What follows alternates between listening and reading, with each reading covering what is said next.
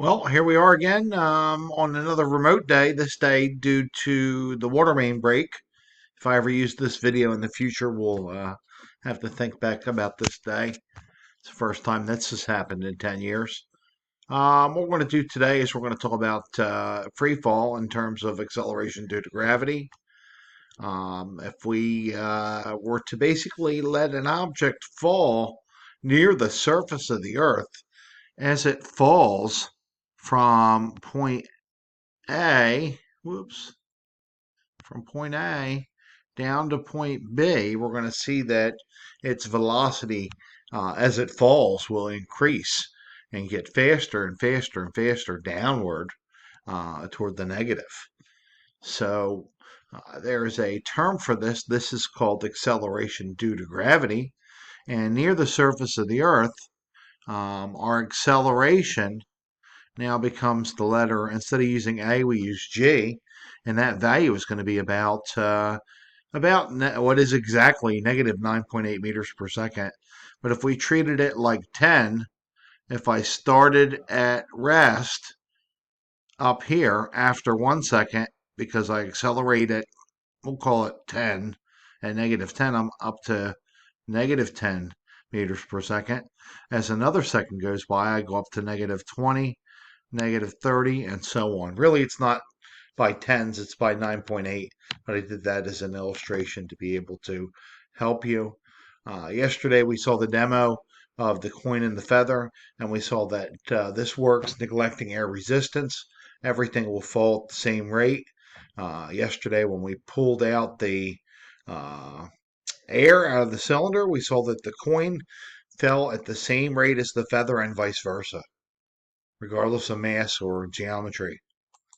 If we were to take an object and we were to throw it directly upward, let's wait for the next slide, we're going to see that on the way up, as it's going up, it'll go up and then come back down. On the way up, we're going to see that it's going to slow down.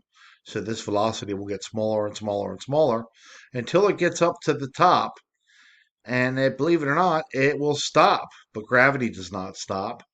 And then it will start to come back down. On the way back down, it will start to speed up towards the negative. One thing that's interesting is if that I launch an object up with an initial velocity VO, neglecting air resistance, it will always come back down with that same velocity, but downward. So, for instance, shoot a bow and arrow upward at 50 meters per second. When it comes back down, it's going negative 50 meters per second. So you better not be in the way. Anyhow, let's go ahead and work on some basic questions with this. I'm just going to skip a bunch of slides to be able to make things better for you today. And we're going to take a look at this one. It says a ball is dropped from rest. Do not consider air resistance. Which one is true? Okay, so I said that acceleration due to gravity, g, which is an acceleration, is always equal to negative 9.8 meters per second squared. So because of that, when it falls, is the velocity constant? The answer will be no. That's incorrect. Okay, the velocity isn't decreasing. We know it's increasing as it falls. And that's because acceleration is constant. Acceleration due to gravity is always this equal to this number. This is wrong. Its acceleration is always equal to negative 9.8. It does not vary unless we drastically change our um, geographic location and or altitude. But let's not worry about that for today. We're going to assume that it's always the same for today.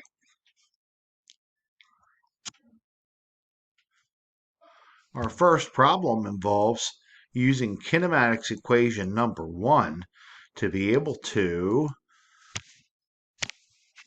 solve word equations here. So basically what we're going to do today is we're going to take and we're going to use this following um, situation to be, okay, I'm sorry, we're going to use the following equation to be able to solve word problems. So we're going to see that VF will be equal to VO plus GT. So we need to identify all the following answers. Let me go ahead and highlight this and get rid of this here real fast. Sorry about that. Moving back in here, we need to identify VF, VO, G, and T. Now, for all these problems, I want to say that g is always going to be equal to negative 9.8. Moving forward, let's go ahead and read the problem. It says an acorn falls from an oak tree. So when that acorn is, and then it takes 2.5 seconds to hit the ground, and we want to know how fast it goes when it hits the ground. The only thing we don't know is the initial velocity. Let's think about this. The acorn sits up in the tree. What is it doing before it drops? Nothing. So if it's doing nothing, the initial velocity is equal to 0. So let's go ahead and do this equation here. We're going to say that VF is equal to VO, which is equal to 0, plus a negative 9.8 times the time, which is 2.5. If we do that math, we're going to see that VF is equal to 24.5 meters per second. In our next problem, we're going to say that, let's get it all set up. Let's get rid of the picture. Let's get rid of that. Let's put in everything that we need to put in. I'm going to just go ahead and do it by hand again. I'm going to write my equation. VF equals VO plus GT. I'm going to come over and identify variables. VF, VO, G, and T. It says a rock falls off a cliff and hits the ground. That's going to be G equals negative 9.8 because it's falling. Time is 5 seconds. We're going to see that if the rock falls and it's up on the cliff like this right here, right before it falls, what's its speed? That answer is 0. And we're going to be looking for VF. So VF is equal to VO, which is 0, plus a negative 9.8 times 5, which is the time. And that will equal, let me pull the calculator out. We're going to go 9.8 times 5. I know it's negative. It'll be VF is equal to 49 meters per second. Okay, we're going to do one more problem with this, and this is going to be one of my favorite pictures in the curriculum here, like the textbook pictures here. If we look at this right here, it's Galileo, allegedly Galileo, standing atop the Leaning Tower of Pisa as onlookers watch him conduct physics experiments. In this case, allegedly, he dropped, supposedly, allegedly, they don't really know 100% for sure, he dropped a heavy object and a light object simultaneously from the Leaning Tower of Pisa and noticed that they both accelerated at the same rate. Okay? Other people thought that heavy things before him thought that, like Aristotle, I think they mentioned Da Vinci, mentioned that heavier things fall faster than lighter things.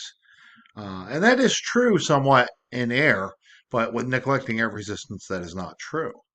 So in this case, we're going to go ahead and set this problem up. Let's go ahead and go back to the pen. The final velocity is equal to the initial velocity plus g times t. Okay, so what I'm going to do is I'm going to go ahead and identify my variables. VF, VO, G, which I know is always equal to negative 9.8. It's a given, even though it's not given in the word problems. And T equals 2 seconds. So now in this case, the ball is going to be thrown downward at 5 meters per second. If I were to drop it, the initial velocity was 0. But if I throw it downward, it's important that you know this. Because it's thrown downward, the initial velocity is negative. Okay, so it's negative 5. If I throw it upward, it will be positive 5, but in this case, I'm throwing it downward. So what we're going to do is we're going to look for the final velocity, which is equal to the initial velocity, which is negative 5, plus negative 9.8 times 2. So this is going to be equal to negative 5 plus negative 19.6. Let's use our calculator to be careful. I'm just going to do it with positives. If I did, no, let's see, if I do negative 5 plus negative 19. Hold on.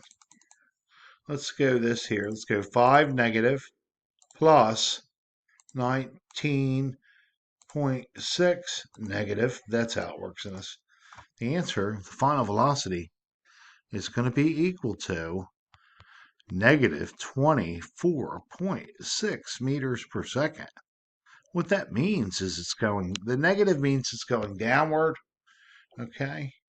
And notice that all the answers that we came up with the last 3 problems were all negative. Okay, I should have wrote it on here. I made that mistake. Let's add that in there now. And let's go ahead and put the negative answer on this one too, because it's negative. Okay, I made that mistake. That wasn't good, but I went back and corrected it. Make sure that uh, all the answers are negative when in these problems that you're going to do today, because they're moving downward. So at this point, what I want to do is I want to let you go ahead, and I want to stop at this point, and I'm going to assign homework problems. So I'm only going to give specific ones that are almost like this. So I want you to have a fine and pleasant day. Make sure at the end of the video you go back and you make sure that all the answers were negative. It's just very early for me. I'm still drinking my coffee, and I forgot to put those negative answers in there. It's very important that you go ahead and check your work twice to make sure you do everything accurately. All right, I'm going to go ahead and stop. If there are any questions, reach out to me through the chat function in Microsoft Teams. Have a great day.